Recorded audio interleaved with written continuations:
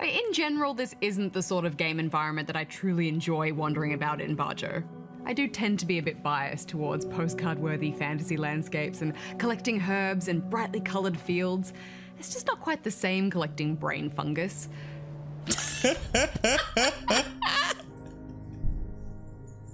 Hi, I'm Bajo. And I'm Hex. And today we're watching our old Good Game review of Fallout 4. Now, I don't remember a lot about Fallout 4 except there were a lot of settlements that needed my assistance and I did not want to assist them. Yeah, I found that the Fallout series was very kind of brown and depressing, and I never connected with it as much as I did the Elder Scrolls series, but I know you loved some of the wackiness of the stories and the characters. Yeah, and the soundtrack. I mean, this was the golden era of brown games. What was the song you were always singing? The Hacking and whacking and slashing. Hacking and whacking and slashing. Ah, it was like one of the old-timey songs. It'll come to us when we watch it, I'm sure. Okay.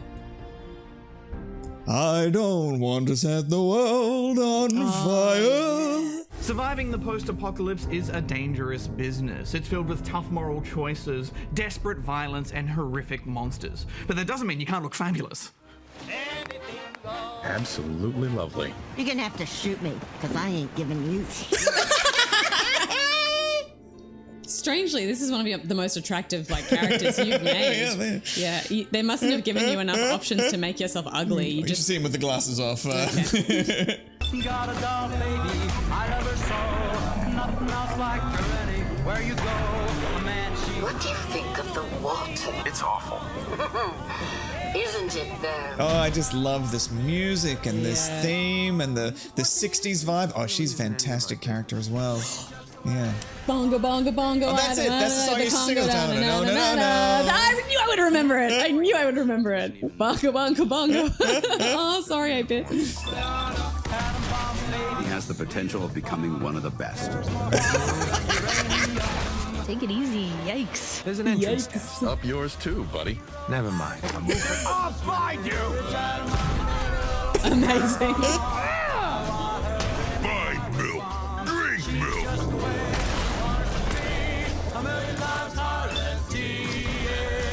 Oh, what a game. Wow. Oh, I'm excited. Never finished it. Do you think there's a part of yourself that doesn't want to finish it because then it's over? No, it's a much bigger game and there's a lot more of the house building stuff that I couldn't be bothered doing, but then you'd get distracted and...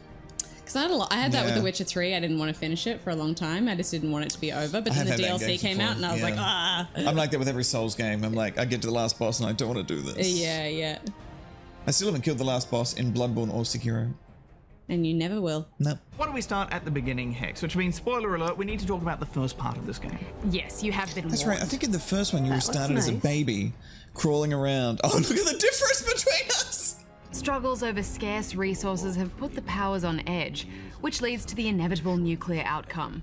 The bombs start to fall. Yes, you quickly grab your family and make your way to the vault and This one they wanted to tell a bit of the story on just before their bomb went off. I liked that. I found that really effective. Yeah.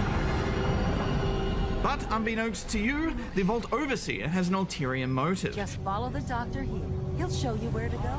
All right, follow me. You and your Oh, you get put in cryo for a period of time. Yeah. That was a really intense way to start the game. Yeah. I love the dark themes in the Fallout games, because they explore the worst parts of humanity when there are no rules and no overseer. What an intro, Bajo. The fear and adrenaline you get from the sirens going off and running for the vault, panicked conversations with my neighbors around me, and their fear only adds to the intensity. It's genuinely terrifying, and I think that's because nuclear war is a threat that we as humans can identify with. Yeah, it's a reminder that we're the first creatures that have existed on this planet in 4.5 billion years that have devised a way to quickly wipe out everything. Yeah, humans, we're great. I'm so glad this game And we're just has getting more better, aren't we? Oh, gosh. Always the hand over the eyes. Yeah. So many games. That was great. Things do start to develop in more interesting ways. Oh, when I you catch loved up to this the main cyborg storyline detective about guy. 15 to 20. There was a really cool thing about cyborgs in this one, I think. Like, everyone was very anti-cyborg. Yeah, there was like a racial kind of divide.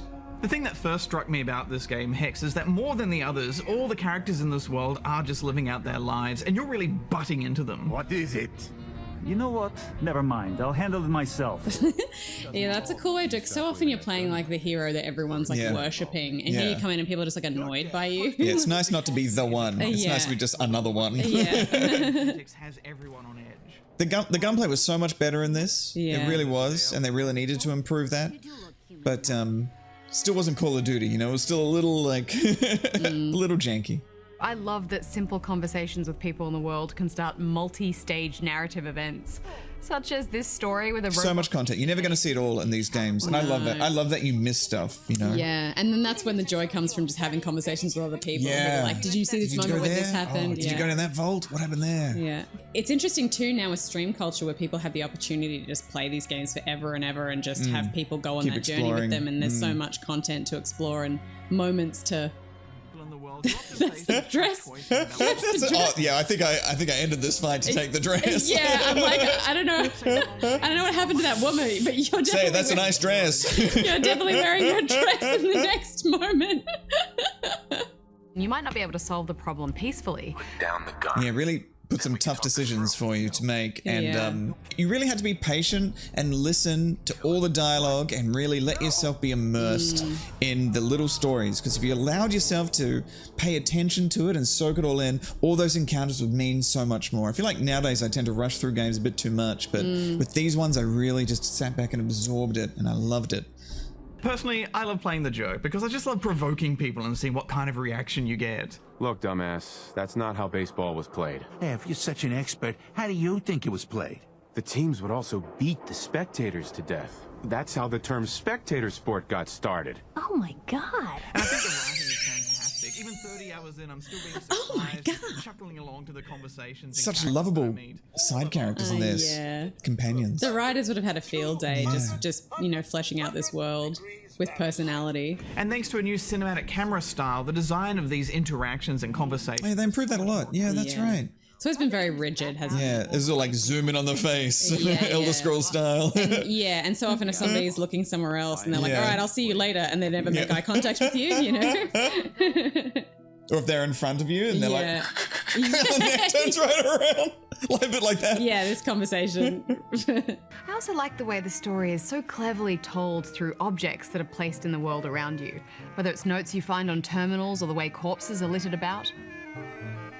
Yeah, lots of little stories just told with the environment. The environment, yeah. You're like, what happened? Yeah. It's so clever, isn't it? I just love that you're always asking yourself, what happened here? Why these guys camped here?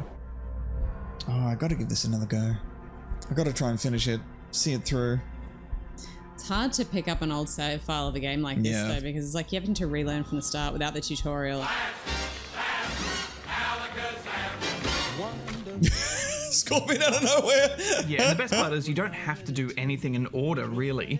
And that's so integral to the wonderful flow of this It's just so ugly.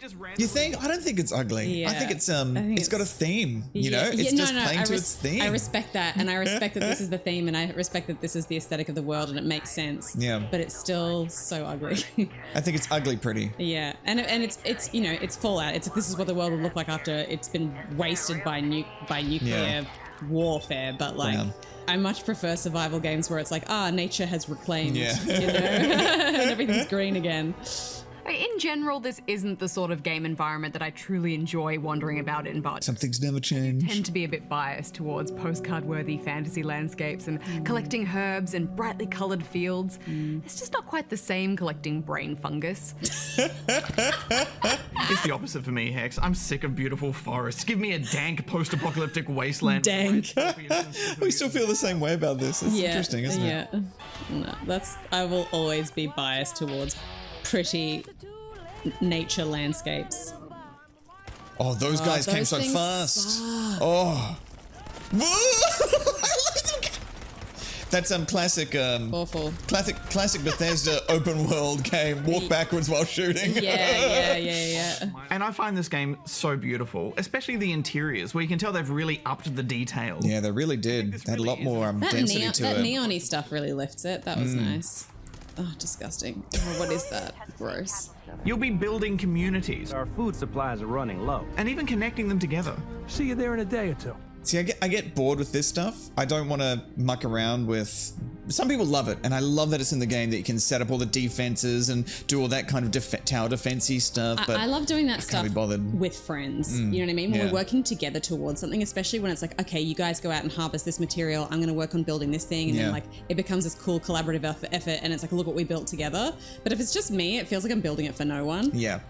To me, it feels like busy work, you know, like I don't want this from this game, but some people love that sort of stuff. And I'm just so happy to have a place now to hang. It was nice to have a place though. Yeah, it was really nice to have a house in the world finally that you could stick your mole heads on. The inventory system in general could be a lot clearer, I think. Weird after Skyrim's inventory was so good. I mean, I got used to all of this in the Fallout games and it became second nature, but yeah, the building stuff. Yeah. And because it was on that screen, it's like it was all the one color, so they can't even delineate certain things by color, and it's like you're using a DOS computer to try and organize your stuff. Yeah, I can't stop collecting plungers, and I don't know why, but I just love them. Very serious implications. Wouldn't you agree? I gotta get them all, Hex. Well, let's get to the combat, shall we? Because that's changed quite a lot too. Yes, and I think it's fair to say that the combat in the previous games and in Skyrim 2 never quite matched the quality of the rest of the game. They were all incredible RPGs first. These reviews are so long. Yeah. We started Who did we think we were making reviews like 15 minutes long? There's just so much to talk about with these, especially open world games, I right? know. You don't want to leave anything out. And our show was like less than 30 minutes. Yeah. So I was like, these reviews would take up Some half of them are the like show. 15 minutes long. Yeah, wild.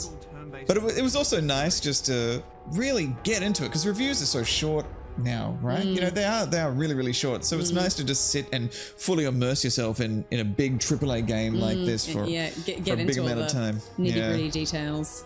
But yeah, short reviews are always more entertaining, I think, to watch, but so much harder to write and so much harder to edit. I was always so precious with stuff as well. When anyone wanted to edit the review, like, we used to lose this part, I'd be like, no, it's really important to talk about the function of hats. I think I was for the first 7 or 8 years. In the last few years, I'm like, just do what we want. And if you weren't busy enough already, you can now upgrade armor, and every weapon has stacks of mods. There's just so much customization. It really helps keep that combat fresh. I really like the way they've handled the power armor. Oh, that's right. They changed all that. Yeah. Sort of mobile tank powered by a scarce. But they had like they needed fuel or something. Yeah. It was so cool getting in and out of it, though. Yeah. It just looks You can customize it like crazy, I think, too. It is a great sequel, I must say. They really improved on everything and added a lot more. And I'm very sad I never finished it because it just got too big and I had too many other games to play. Yeah. My favorite companion is still a dog. Come on. There's something about caring for an animal as well that you just feel like you have this massive responsibility, and any stim packs I needed to keep him going, I would have no hesitation using them on him. His animations are beautiful too, aren't they? They're so real. Yeah. It feels like a real dog. There's one moment where I was like standing out, looking out over the expanse, over like standing on a cliff, and then I looked up and he was standing out there as well. And he was like, Posing.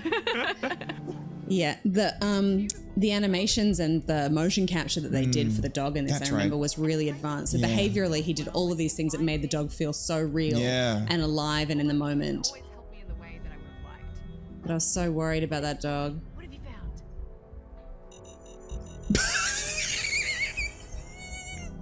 Not the smartest dog, though. Well, this is a game full of mysteries, many of which you may never unlock. Yeah, game full of mysteries. That's how I always felt about all the Fallout games. You know, just Yeah. like a game just full of stuff that you may never discover and you want to discover. And But it's a very wild walk through the wasteland. I'm giving it 4.5 out of 5 stars. I just love it so much. I love it. Every single part of this game is so satisfying. The click, click, click of the vats, the little cash register sounds you hear when enemies go down, Don't underestimate us again. the thunk of placing something in a house, collecting plungers, Some bold claims by our intrepid reporter. and most importantly, all the stories and secrets that you uncover. There aren't many games in this tier for me, Hex. It's ultimate digital satisfaction. I'm giving it 5 stars. The liveliest. oh, that's right, they all went nuts. Oh wow. Oh, I'm gonna have to play it. I'm gonna have to get back into it. I have to finish it. Add it to the list. Oh, I can't believe it. I gave it 10 out of 10. I never finished Are it. you going to play this or Arkham City first? Oh, both at the same time. If you'd like to watch more Bajo and Hex looking at our younger selves, You can find them all over on the ABC Gamer YouTube channel. watch how much we've aged.